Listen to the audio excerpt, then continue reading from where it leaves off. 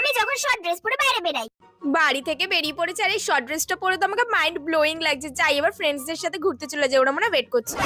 কাকিমাগুলো আবার তাকাচ্ছে কেন? এই শর্ট ড্রেস পরে বেরালেই কাকিমাগুলো হা করে তাকিয়ে থাকবে। পরনিন্দা পরচর্চা সে এদের আর কোনো কাজই নেই। আমি শর্ট ড্রেস পরেছি বলে এভাবে দেখছে, আর নিজেরা যে পেট বার করে শাড়ি পরে আছে সে বেলা কোনো দোষ নেই, তাই না?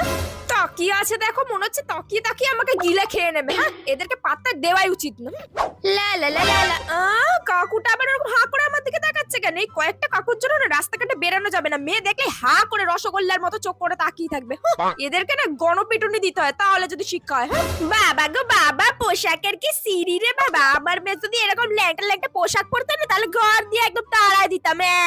আরে কাকিমা, আপনার মেয়ে তো 6 মাস আগে পাড়ার কালটু না বিল্টু কার সাথে একটা পালিয়ে গিয়েছিল না? আসলে আপনারা পোশাক দিয়ে মানুষের বিচার করছেন। আসল সমস্যাটা না পোশাকে না, আপনাদের চিন্তাধারা। সেটা যদি আজ পাল্টে যেত না, তাহলে সমাজ হয়তো আজ আরো এগিয়ে থাকতো। আমি যখন শর্ট ড্রেস পরে বাইরে বেরাই।